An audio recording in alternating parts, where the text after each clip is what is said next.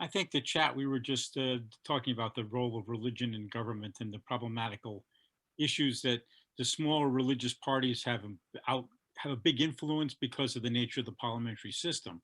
And so that there's a tension in the initial document. There's a tension between the religious and the secular, which you pointed out, but there's also a tension between, this is to be a Jewish state, but we're going to give everybody else equal rights, but not really.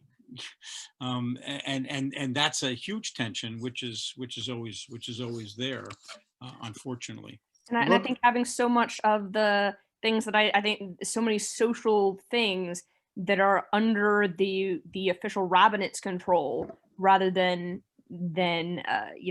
democratic control. So intermarriage is not something that's easy to do because there's no secular marriage. You have soldiers not being allowed to be buried in Jewish cemeteries because they don't have the right documentation from their Soviet past that the Orthodox rabbinate considers them Jewish enough to be buried in those cemeteries. One of the complexities is that Israel also has a secular legal system. So ironically, gay people can be recognized as married in Israel as long as they're married outside of Israel. And in fact, someone who's in our rabbinic program there is one of the first couples to get their adoption recognized by secular court system. So for legal purposes, they are the parents of this child. And there are plenty of gay couples who have their marriages recognized in Israel as transfers in because they were legal when they were performed elsewhere. So the secular court system is in some ways more progressive. By the way, gays have served in the military in Israel long before they served in the military in the United States. Those cases were handled in the early 1990s. When we went to Don't Ask, Don't Tell, they went to serve. Thank you.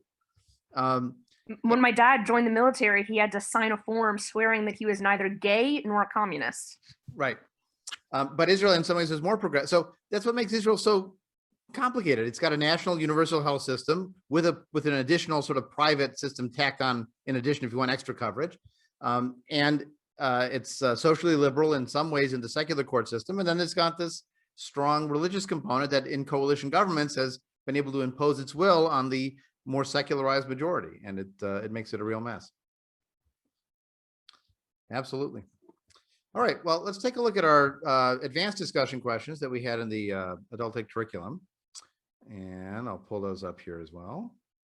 Oh, I forgot to spotlight me. See if I can do that from here. Spotlight, there we go. Okay, so first question. What elated the Zionists about the Balfour Declaration and the British Mandate, and what gave them some pause? So what were some of the positives they saw coming out of this British Mandate and the Balfour Declaration? Well, I mean, for one, it said, we support a Jewish state in the area, which was definitely a huge step further than it happened before. Right, right. Well, the Ottomans had been a problem. Yeah. The Ottomans had allowed land purchase, but they were not prepared to have a Jewish state or homeland. And so having the British govern that area now made it much more possible, especially since many of the Zionists were obviously European based, and the British, it seemed like, well, part of the white burden thing is that in fact they consider themselves sort of European culture in that sense. So they looked at the British as a positive, but at the same time, they're aware of British colonialism, and Sykes-Picot gave them great pause. Right. Well, and one of the other complications during World War I was who were they rooting for? Because they hated the Ottomans, but they also hated the Russians. Yeah. So, the allies at that time, the Triple Entente was Britain, France, and Russia. So they weren't a fan of the Russians, but they certainly weren't a fan of the Central Powers. In fact, Jews served in both armies. Unlike World War II, you have Jews serving with the German, Austrian, and even Ottoman armies, where they were not serving, obviously, with the German and Italian fascist armies in World War II. Another advantage of the Balfour Declaration was that the British government recognized the Jews as a nation, as an ethnic group, not just as a religious group, and were willing to take steps to encourage immigration and settlement and so on. That number of 170 to 400,000 in that British Mandate period, that's a doubling of the population. That doesn't happen without some kind of government support. I think there's another thing that gives them pause too, though, that in the settlement afterwards, when they take the children of the Sharif and they create kingdoms in Syria and Iraq, and create the state of Iraq. Now suddenly you have Arab power growing, which it had been under control with the Ottomans. So now this becomes an issue as well. And Arab nationalism has been growing anyway, but who takes Jerusalem? Well, Allenby walks in, but Lawrence comes in with an Arab army. Well, that's got to be disturbing to some degree as well. Oh, sure. And don't forget that the Kingdom of Jordan, which was in part created to fulfill that promise to Hussein, right. Carved out the east bank of the River Jordan, right. which had been part of historic Palestine. And in fact, if you look at some of the logos of the right-wing Jewish movements, they actually would include the map of the old Ottoman Palestine, including what today is Jordan, as part of what they would claim as their territory that they're aspiring to. That's their maximalist version. Yeah, the administrative boundaries of the Ottoman Empire were problematical because you had a Sanjak of Jerusalem, and then you had this area around it, and then they created Greater Lebanon, which also was a problem because the Ottoman area of Lebanon was actually confined to the Maronite Highlands, and then they added that whole bottom part into that, which created more problems. So yeah. Okay, Lori, we'll have to try to minimize the sorry about that. the footnotes. I know it's dangerous. Okay, number 2. What are the arguments offered in support of Israel's existence and establishment in the proclamation of the independence of the state of Israel? So what were some of the arguments they gave justifying it? Remember any of them? We're a great people and we deserve the bare minimum of what all the other peoples have, and that is a land to call our own. We already kind of have a land to call our own. You're just acknowledging it.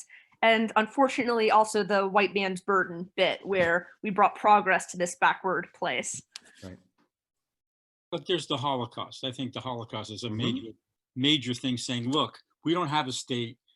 Look what happened. We need to have a place that we can call our own, and that defends our citizens from around the world, like everybody else does. Right. And we fought on the right side. We were your allies. And, why not? Also, the historical claims of this is where we started, this is where the Bible came from. We've always tried to return here. We've built cities and land, like we've done things already that are the kind of things that states do. And it's a self-evident right to be a nation like other nations. It's just a philosophical right. Again, there's some shading of the truth there in some places, and other things are very well based. And they're also pointing to the international law precedent of the Balfour Declaration, the League of Nations mandate, which also endorsed a Jewish state, and the UN vote for partition, which said you should establish. So they're saying the international law has made this true. You can't take it back. Number 3, why is the law of return important for Israel? And how is it problematic for a democratic government? Well, so one of the things that makes it important is it in some ways legitimizes the claim of the Jewish people being a unified nation in the first place. That is part of the argument for Israel's establishment. So if you went ahead and sort of argued that the Jewish people are a nation and they need to have this place where they can settle and go to and everything, but then you establish the place and then say, okay, only the people who are already here count, everyone else still out, they have to go through the same immigration progress. It in some ways delegitimizes a big part of your argument about the Jewish people being a cohesive nation that needs its own state in its historic place anyways. And so I think that there's a legitimizing factor of having the law return. Okay. And also, of course, preventing the Holocaust. So if people trying to kill Jews places, they have a place to go instead of what you had for a good part of the time where there was just like no one that would take Jewish refugees. Right. Also, frankly, it encourages immigration. I mean, they wanted more Jews to come, and giving them automatic citizenship is one perk. It's one way to get them there, and if you can give them other perks, then that's a way of encouraging more Jews and more Jews from America. I mean, honestly, the Zionist idea was for everybody to come back, the ingathering of the exiles, which in the Bible doesn't envision a separate diaspora in America continuing, you know? I mean, it's thinking everybody coming in. And the fact that they didn't all come in was sort of disappointing, but the ideal was for that to happen. What would they have done with everybody? Where would they put them all? I mean, if everybody— They'll deal with that problem later. Yeah, but a lot of high rises. It'd be like New York City, you know, very densely populated. I think it would be more like Seoul with 35 million people. But the problem is that you come to what the definition of a Jew is. And Sure. so that the law of return, well, okay, but does that include all these people who like falasha, who they probably didn't think about when they set that up? It also creates problems for creating a racial definition of a Jew, which in a sense feeds into the European racial definitions, which is what you don't want. Mhm. You know, that for example, the Catholic priest, in my opinion, a Catholic priest is no longer Jewish. I don't care what his family is, because that otherwise you move into the Hitlerian definitions, you know, of what a Jew is. Or the Ancestry&Me definitions of what a Jew is, right? 23andMe is defining Jews by genetics. Right. I mean, that's a problem. Yeah. But then you also have the argument of, you know, well, what happens if you have, you know, another like attempted Holocaust where, you know, Catholic priests of Jewish descent are, you know, being rounded up for their connection to, well, I mean, does Israel have obligation to try and save that person because they're being targeted for perceived Jewishness? You know, I mean, thankfully, they've never had to deal with that choice. But at what point does the preventing the killing of people for their perceived Jewishness essentially make you Jewish enough to get the rescue effect in? Well, that's why they put in the grandfather clause. I mean, in this case, it's a positive thing that even if you have one grandfather who is Jewish, you could count as Jewish for the refugee sort of status. You know, one of the other challenges they face is, aside from is it ecologically sustainable to handle all those people coming in, is you're giving special rights to a certain ethnic group, which again, you might see as a demerit on your democracy score, right? But I'll point out that Israel is not unique in this. There are plenty of other countries that we think of as democracies that have rights of return for their ethnic populations. Germany has a right of return for ethnic Germans, is just one example. And we don't, I mean, Germany has other problems with Turkish citizenship. Turks can't become citizens even if they're born there, and it has other problems. But there are other countries in the world. You can look up laws of return. You'll find a dozen countries out there that have it. Even the UK has for people who were born in Commonwealth countries before a certain time and who have, you know, grandparents who were right. Yeah. So it's not unheard of to have a favoring of a particular, and other countries have a favored language, have a favored religion, ethnic. I mean, Israel's not the only one to do that. Again, it's a demerit on your democracy score. You're not going to get 100, but it's not a sort of disqualification automatically, as some people would treat it. I'm going to skip the socialist establishment question just in the interest of time. I mean, you still have some kibbutzim out there, but not as much as there used to be. There's still universal health care. And there's still the secular Israelis out there with their culture, but you know, the rise of the Sephardic Mizrahi immigration, and in a commercial economy, small scale agriculture just was not going to be a winner. And so the kibbutzim and I would add to the earlier question about, you know, the right of return and democracy. It also means that you have you're not as in control of the immigration of people who do not necessarily agree with the current culture, which causes a lot of clashes in any sort of political system. Well, I'll give you just one example. So in some cultures, if you have a job that you can fill, like a government job, it is unthinkable that you would not fill it with someone from your family or your clan. Yeah. How could you not do that? Of course you can trust your brother or your cousin, because now in sort of the liberal democracies we're used to, that's called nepotism. And you're not allowed to do that. You have to recuse yourself from the decision of who gets to hire this, if it is irrelevant, because we want sort of an abstract. But that other culture would say, what are you doing hiring a stranger? Why would you trust a stranger? But you understand these are totally different mindsets, and one is more what we're comfortable with in liberal democracies, but the other is what many parts of the world run on. And that's just the way things are.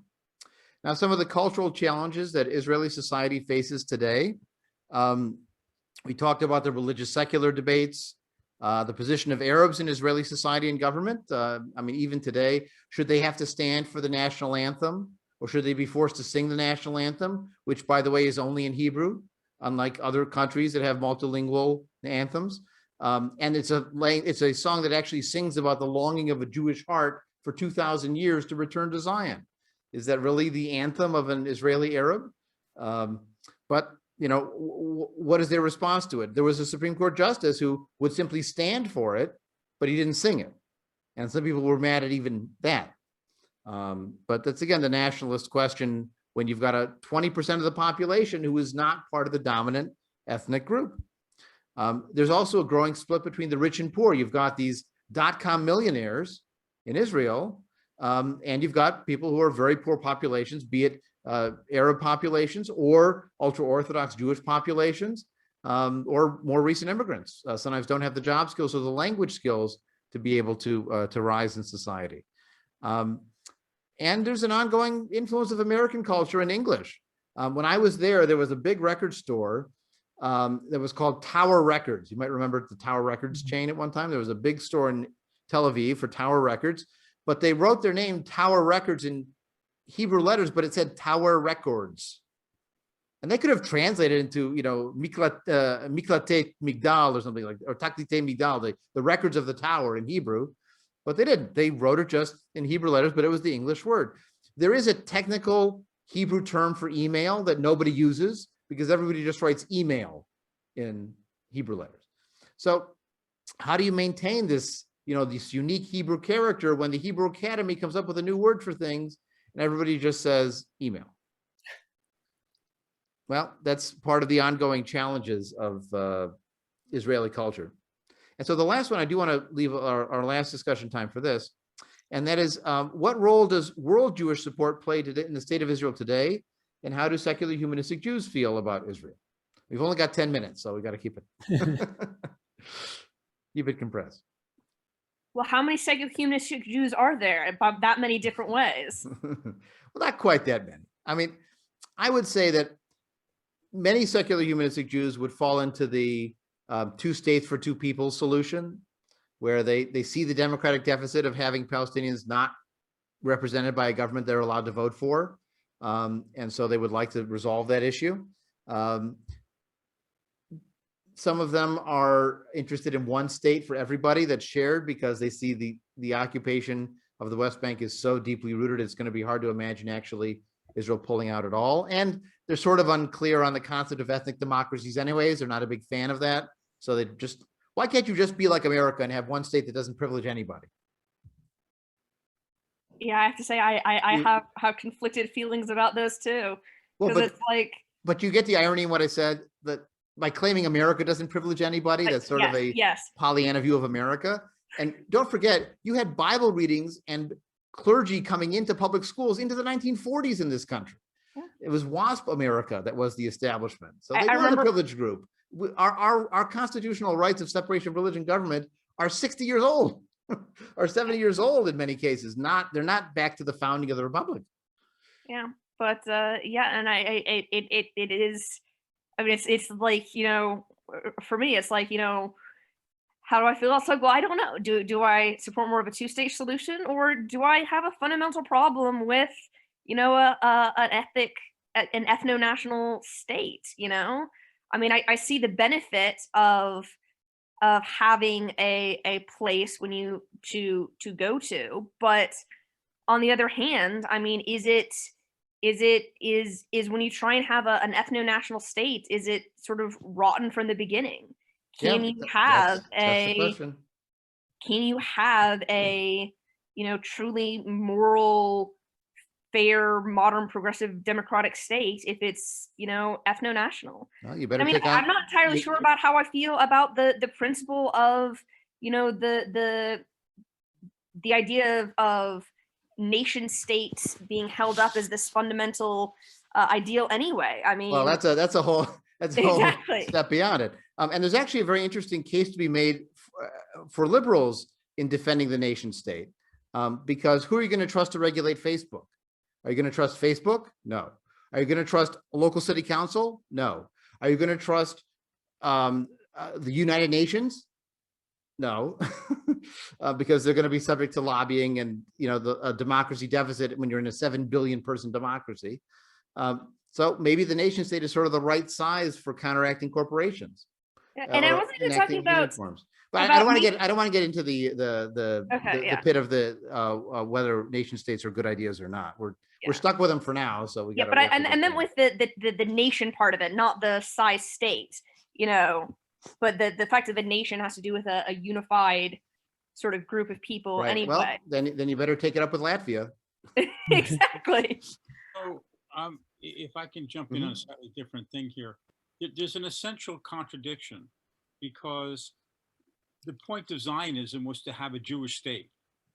And if you have a single state, which includes the West Bank and Gaza, you're going to have a minority Jewish state very quickly. I mean, the Arabs are going to be more than especially given birth rates, they're going to be the majority population. So then you no longer have a Jewish state, you're going to have a multi-ethnic state. But what was the point of Israel altogether? It was the point to have a Jewish state. So I don't know how you resolve that, except that for myself personally, I think a two-state solution is the only solution that leads to a permanent peace, because I do not see the Palestinians ever agreeing to become some second-class citizens within Israel. And if they do, then how is Israel different from South Africa of pre-1990?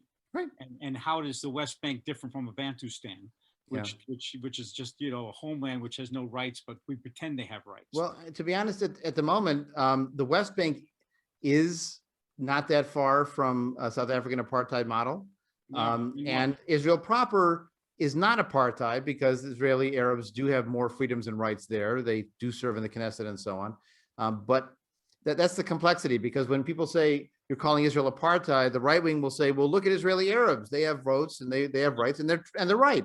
But when you look at the West Bank, it is very much like that experience of limited mobility, limited rights and freedoms, and no political voice in the government that's making decisions for them, now going on 50 plus years.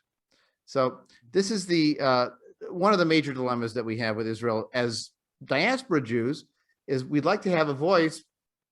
This affects a large part of our people, right? 45% of the world Jewish population is in Israel proper. And so we feel some kind of, ties and loyalties to that, like any ethnic group would feel toward a large part of their ethnic family. But we have very different political values. Israeli Jews are much more right-wing on a lot of questions, both in the labeling of themselves, but also in questions of the balance of democracy and Jewishness in the state, than as American Jews would be. American Jews voted, overwhelmingly against Donald Trump in 2000. If Israeli Jews had voted, they would have been as blue as Alabama, because they were that strong in supporting Donald Trump for what they felt to be his pro-Israel perspectives. So that's American Jews are mystified at how positive a view the Israeli Jews have of Trump. And the reality is that the Israeli Jews don't care about his anti-immigrant stance in America, because it doesn't affect them. They care about his attitudes toward Israel and Muslims, and the fact that he had the same enemies they did and was willing to let them do whatever they wanted to. They were thrilled. So they were very pro-Trump. And so it really led to a split both within the American Jewish community and between American and Israeli Jews. And that split is going to take a long time to heal. Yeah, so that brings you to the second issue, which is a lot of capital support goes to Israel from especially the American community, but from other communities as well, for example, South Africa.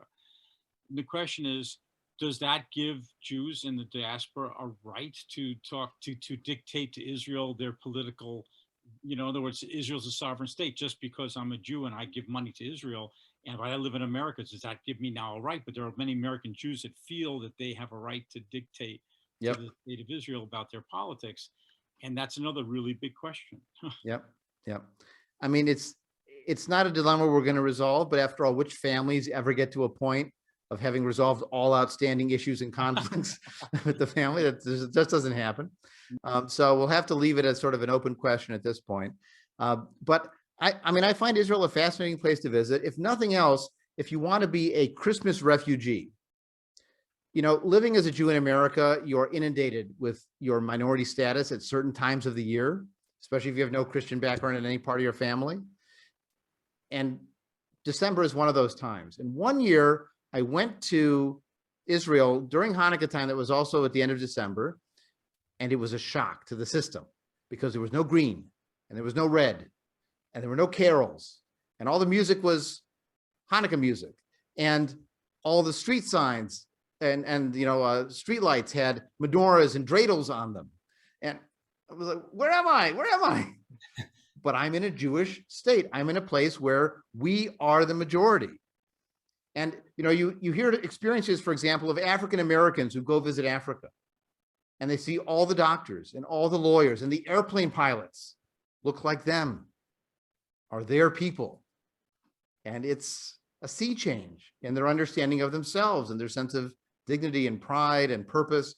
And so in some ways, going to a state which has Jewish garbage collectors and Jewish bus drivers and Jewish criminals and Jewish policemen and Jewish politicians and Jewish prime ministers, there's something to be said for national pride in having a national state.